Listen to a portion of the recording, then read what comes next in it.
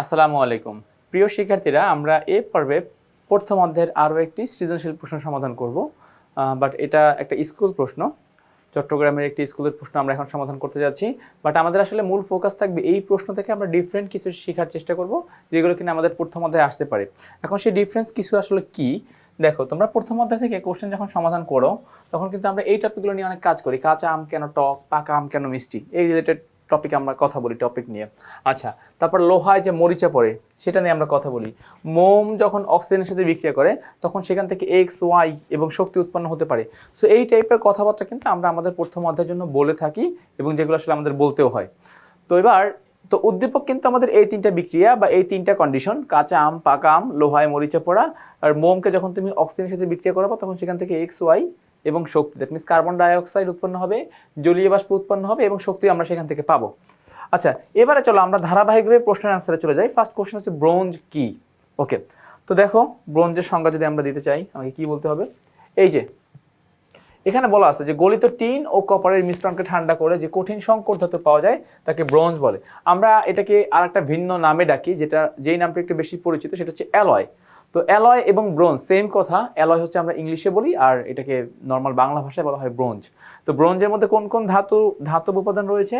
ব্রোঞ্জের মধ্যে ধাতব উপাদান রয়েছে টিন পাচ্ছি এবং কপার পাচ্ছি। তো কপার পাবো কত পার্সেন্ট? এখানে কপার পাবো আমরা 90%, আর SN বা টিন পাবো আমরা কত পার্সেন্ট? SN বা টিন পাবো আমরা 10%। এই যে 90% এবং 10% মিলে এখান থেকে আমাদের মূলত এই ধাতুটা, মানে যে সংকর ধাতুর কথা বলতেছি, এই সংকর ধাতুটা এই প্রসেসের মাধ্যমেই উৎপন্ন হবে। ওকে, গেল এটা। যাচ্ছি এবার আমরা এখন যাবো আমাদের খ নাম্বার প্রশ্নে।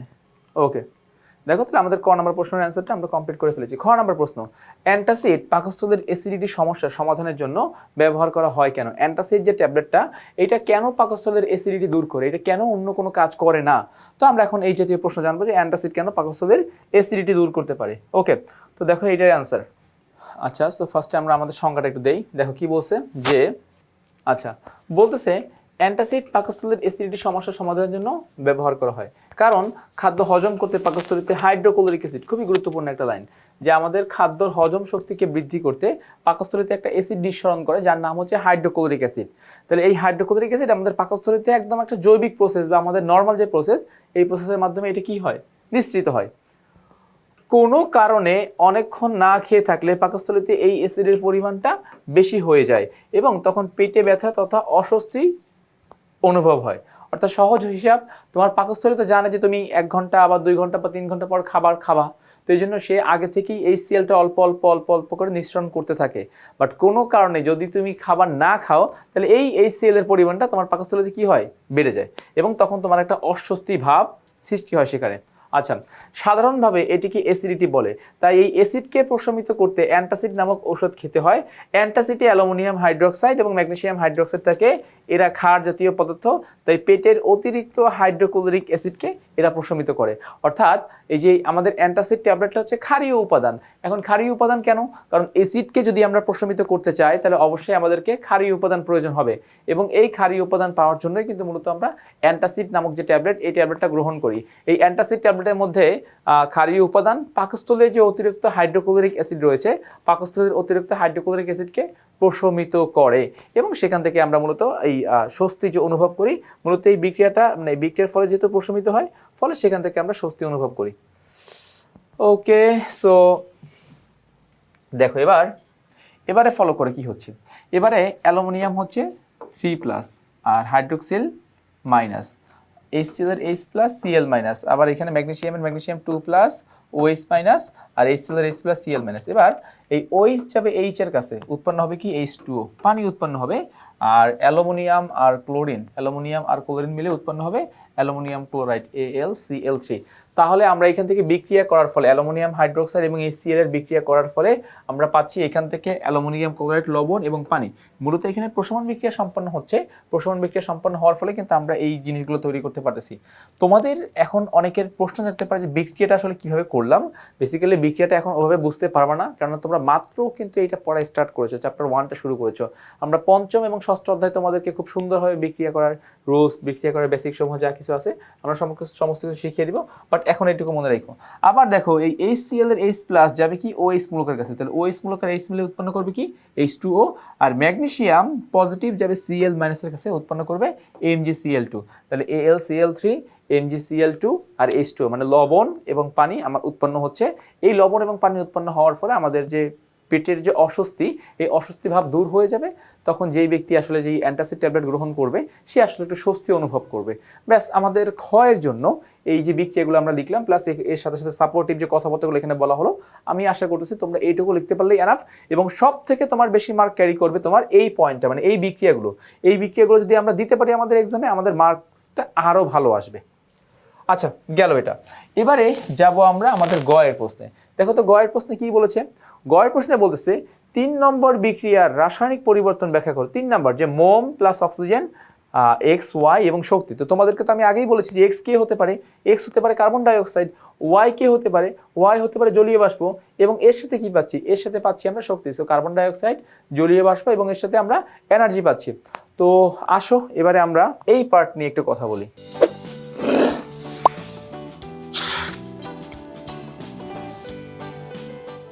ফার্স্টে আসো আমরা আগে বিক্রিয়াটা একটু বুঝি, দেন আমরা আমাদের ডিটেলসে যাব।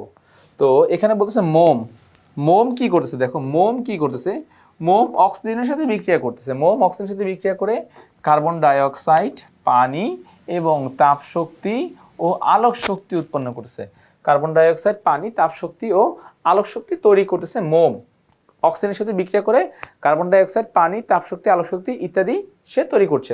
আচ্ছা, এবারে ফলো করো। দেখো আমাদের পরিবর্তন কিন্তু মূলত দুই প্রকার, মানে আমরা দুইটা পরিবর্তন নিয়ে কথা বলি। একটা হচ্ছে ভৌত পরিবর্তন, একটা হচ্ছে রাসায়নিক পরিবর্তন। ভৌত পরিবর্তনে পদার্থ তার মূল যে ধর্ম, এই ধর্মকে সে নষ্ট করে না, মানে পদার্থের মূল ধর্ম ঠিক থাকে, হয়তোবা তার বাহ্যিক একটা পরিবর্তন হয়। লাইক আমরা ইসের ক্ষেত্রে বলতে পারি বরফ, পানি, জলীয় বাষ্প, এদের ক্ষেত্রে কিন্তু H2O এই সত্তাটা চেঞ্জ হয় না, শুধুমাত্র কঠিন থেকে তরল, তরল থেকে গ্যাসীয় অবস্থা ধারণ করে। আর একটা পরিবর্তন হচ্ছে রাসায়নিক পরিবর্তন, যেই পরিবর্তনে একদম মূল স্ট্রাকচার বা মূল কাঠামোটাই ভেঙে যায়, নতুন ধর্ম বিশিষ্ট, নতুন বৈশিষ্ট্য বিশিষ্ট, মানে বৈশিষ্ট্যপূর্ণ পদার্থ এখানে তৈরি হয়। এটাকে বলছি আমরা রাসায়নিক বন্ধন, মানে রাসায়নিক পরিবর্তন। তো এখানে আমরা যে পরিবর্তনটা দেখতে পাচ্ছি, এই পরিবর্তনটার মধ্যে, আচ্ছা আমরা এখানে যে পরিবর্তন দেখতে পাচ্ছি, এই পরিবর্তনের মধ্যে বেসিক্যালি তুমি বলতে পারো যে দুই রকমেরই পরিবর্তন হচ্ছে। ফার্স্ট অফ অল আমি বলবো যে এখানে দুই রকমেরই পরিবর্তন হচ্ছে, ভৌত হচ্ছে, রাসায়নিকও হচ্ছে। বাট যেহেতু এখানে রাসায়নিক পার্টটাকে ফোকাস করতে বলেছে, এই পার্টটাকে আমরা যদি এখন একটু ফোকাস করি, তখন কি হবে দেখো। তোমাদেরকে যেটা বললাম না যে দুই রকম পরিবর্তন হচ্ছে, সেই দুই রকম পরিবর্তনটা আমি কেন বললাম, একটা হচ্ছে গলন মোমের জন্য, আর একটা হচ্ছে জ্বলন। মোমের দুইটা পার্ট, একটা হচ্ছে গলন, একটা হচ্ছে জ্বলন। এখন গলন যেখানে হয়, গলন মানে কি, মোমটা গলে যাচ্ছে, কঠিন মোম তাপে তরলে পরিণত হয়ে নিচের দিকে যাচ্ছে আর কি, তাহলে এইটাকে আমরা বলি ভৌত পরিবর্তন। আর একটা হচ্ছে জ্বলন। জ্বলন হচ্ছে গিয়া কি, এই যে মোম অক্সিজেনের সাথে বিক্রিয়া করে জলীয় বাষ্প উৎপন্ন করতেছে, তাপ শক্তি উৎপন্ন করতেছে, আগুন উৎপন্ন করতেছে, পানি উৎপন্ন করতেছে, সেই যে পানি বা জলীয় বাষ্প, সেম কথা। তাহলে এইটা হচ্ছে মূলত রাসায়নিক পরিবর্তন। এখন আমাদেরকে যেহেতু প্রশ্নে, খেয়াল করো, আমাদেরকে যেহেতু প্রশ্নে এটাই প্রমাণ করতে বলছে, আমাদেরকে প্রশ্নে এটা প্রমাণ করতেই বলে দিচ্ছে যে রাসায়নিক পরিবর্তন ব্যাখ্যা করো। সো আমরা তখন আর এই গলন পার্টটাকে ফোকাস না দিই, আমরা এখন জ্বলন পার্টটাকে ফোকাস দিই। অর্থাৎ মোম যে বায়ুর অক্সিজেনের সাথে বিক্রিয়া করে যে আগুন জ্বালাচ্ছে, দ্যাট মিনস সেখানে তাপ শক্তি উৎপন্ন হচ্ছে, আলোক শক্তি উৎপন্ন হচ্ছে, কার্বন ডাইঅক্সাইড উৎপন্ন হচ্ছে, জলীয় বাষ্প উৎপন্ন হচ্ছে। এখানে আসলে রাসায়নিক পরিবর্তনটা কিভাবে সম্পর্কযুক্ত। Okay fine. তো এখানে আমি একটু তোমাদেরকে বুঝাই। রাসায়নিক পরিবর্তনটা তো অলরেডি তোমাদেরকে আমি বলেই দিলাম। আমি প্রয়োজন বোধে বিক্রিয়াটা আমি আরেকবার লিখতেছি। দেখো যে আচ্ছা, লেখার দরকার নেই, এখানে দেওয়া আছে মোম অক্সিজেন, এটা হচ্ছে CO2, এটা হচ্ছে H2O, আর এখান থেকে পাচ্ছি আমরা শক্তি। ওকে, সো এবারে দেখো রাসায়নিক পরিবর্তন কি হয়, মূল সত্তাটা হারিয়ে যায়, মূল জিনিসটা থাকে না। তো আমরা মোমের ক্ষেত্রে দেখতে পাই, মোম একটা কঠিন পদার্থ, কিন্তু এই মোম এবং হাইড্রোকার্বন, সবচেয়ে বড় কথা হচ্ছে মোমের আরেকটা পরিচয়, মোম একটা হাইড্রোকার্বন। তো এই হাইড্রোকার্বন যখন বিক্রিয়ায় অংশগ্রহণ করে, তখন সে কি কার্বন ডাইঅক্সাইড, পানি তৈরি করছে। তাহলে এই যে কার্বন ডাইঅক্সাইড এবং পানি তৈরি হলো, এই হাইড্রোকার্বনের সাথে কিন্তু কার্বন ডাইঅক্সাইড পানির ধর্মের সম্পূর্ণ, মানে কোনো মিল নাই, সম্পূর্ণ অমিল, এক কথা বলতে সম্পূর্ণ অমিল। আচ্ছা, তো দেখো কার্বন ডাইঅক্সাইড একটা গ্যাসীয় পদার্থ, বাট হাইড্রোকার্বন কিন্তু একটা কঠিন পদার্থ। পানি একটা তরল পদার্থ, হাইড্রোকার্বন একটা কঠিন পদার্থ। সো মোমের সাথে বা হাইড্রোকার্বনের সাথে আমাদের অন্যান্য পদার্থের মিল না থাকার কারণে আমরা এটাকে কি পরিবর্তন বলবো? রাসায়নিক পরিবর্তন বলবো, নাম্বার 1। নাম্বার 2, রাসায়নিক পরিবর্তনের আরেকটা শর্ত হচ্ছে যে এখানে তুমি চাইলে মানে বস্তুকে বা পদার্থকে চাইলে পূর্বের অবস্থায় ফিরিয়ে আনতে পারবা। লাইক আমরা পানির ক্ষেত্রে যে উদাহরণটা দিই, যে বরফকে চাইলে বাষ্প করা যায়, আবার ওই বাষ্পকে শীতল করে মানে ওই বাষ্পকে শীতল করতে করতে একটা সময় তরলে পরিণত করে আবার কঠিনেও পরিণত করা যায়। তাহলে সেই ক্ষেত্রে কিন্তু আমরা এক জায়গা থেকে আরেক জায়গায় যেমনিভাবে যেতে পারি তেমনিভাবে ঠিক রিটার্ন চলে আসতে পারি। এখানে এরকম কোনো সুযোগ নাই যে তুমি যদি কার্বন ডাইঅক্সাইড এবং তোমার জলীয় বাষ্পকে একত্রিত করো তখন সেখানে তুমি আবার পুনরায় যে মোম যে রিটার্ন পাবা বা মোমটা যে পুনরায় রিটার্ন আসবে, এরকম কোনো সুযোগ বা কোনো অপরচুনিটিস এখানে নাই। যেহেতু এরকম কোনো সুযোগ আমি পাচ্ছি না, অতএব আমাকে বলতেই হবে যে হ্যাঁ, যদি মোমবাতি জ্বালানো হয় সেখানে অবশ্যই মোমের যে জ্বলন পার্টটা, অর্থাৎ সামনে যে সুতা, সেই সুতার সাথে যে মোমটা জ্বলে বিক্রিয়া করে আলো দিচ্ছে, তাপ দিচ্ছে, এখানে আসলে মোমের ক্ষয় হয়ে যাচ্ছে, মোমটা নিঃশেষ হয়ে যাচ্ছে। অর্থাৎ তুমি বলতে পারো মোমটা এমনভাবে ক্ষয় হয়ে যাচ্ছে যেন মোমটাকে আমরা আবার আর সেই পূর্বের অবস্থায় ফিরিয়ে আনতে পারবো না। যেহেতু পূর্বের অবস্থায় ফিরিয়ে আনতে পারবো না, অতএব এটা একটা রাসায়নিক বন্ধন, বা সরি রাসায়নিক বন্ধন না, রাসায়নিক পরিবর্তন, এটাকে আমরা বলবো রাসায়নিক পরিবর্তন। আচ্ছা, আর আর আর একটা কথা যেটা বলছিলাম যে বৈশিষ্ট্য, অর্থাৎ মোমের বৈশিষ্ট্যের সাথে কার্বন ডাইঅক্সাইড পানির বৈশিষ্ট্য সম্পূর্ণ আলাদা। একটা কঠিন পদার্থ আর এখানে একটা তরল পদার্থ, একটা গ্যাসীয় পদার্থ। এই যে ধর্মগুলো নিয়ে কথা বলা হয়, এই জন্য আমরা এই কথাটা এখানে বলতে পারি গয়ের অ্যান্সারের জন্য। আচ্ছা, এবারে যাচ্ছি আমরা আমাদের ঘয়ের প্রশ্ন। দেখো কি বলছে, যে 1 নং ও 2 নং বিক্রিয়ার কি ধরনের পরিবর্তন ঘটেছে যুক্তি সহ বিশ্লেষণ করো। 1 নাম্বার হচ্ছে কাঁচা আম পাকা আমে পরিণত হয়েছে, 2 নম্বর বিক্রিয়া বলতেছে লোহায় মরিচা পড়েছে। সো এইখানে আসলে কি রকমের পরিবর্তন ঘটেছে এইটাই এখন আমরা ব্যাখ্যা করব। আচ্ছা ওকে, তো দেখো এখন এখানে কি রকম পরিবর্তন হচ্ছে। প্রথম কথা, দুই জায়গাতেই আমাদের একটাই পরিবর্তন হচ্ছে, সেটা হচ্ছে রাসায়নিক পরিবর্তন। এখানে কোনো ভৌত পরিবর্তন নেই, পরিবর্তন দুইটা। পরিবর্তনের চিত্র কিন্তু দুইটা, একটা হচ্ছে মোম থেকে একটা হচ্ছে কাঁচা আম থেকে পাকা আমে রূপান্তর হয়ে যাচ্ছে, আর একটা হচ্ছে লোহা থেকে মরিচা তৈরি হচ্ছে। পরিবর্তন দুইটা হলেও, মানে এখানে দুইটা রকমের ভিন্ন ভিন্ন পরিবর্তন হলেও মেইনলি এখানে উভয় কিন্তু রাসায়নিক পরিবর্তন, আমাদের কাঁচা আমের কথা বলো বা লোহার কথা বলো। তো আমরা এখন দেখবো যে এটা কাঁচা আমের এক্সাম্পলটা কিভাবে এটা ইসের সাথে হয়। তো আমরা জানি যে আমে বিভিন্ন রকমের জৈব অ্যাসিড থাকে। আচ্ছা, তো সেই জৈব অ্যাসিডগুলো কে কে? একটা হচ্ছে সাকসিনিক অ্যাসিড, একটা হচ্ছে ম্যালেইক অ্যাসিড ইত্যাদি। তো আম যখন পেকে যায়, দ্যাট মিনস কাঁচা আম যখন পেকে যায়, তখন এই অ্যাসিডগুলোর রাসায়নিক পরিবর্তন ঘটে এবং সেটা গ্লুকোজ এবং ফ্রুক্টোজে পরিণত হয়। তো এই অ্যাসিডগুলোর রাসায়নিক পরিবর্তন ঘটে এবং সেটা গ্লুকোজ এবং ফ্রুক্টোজের সৃষ্টি করে।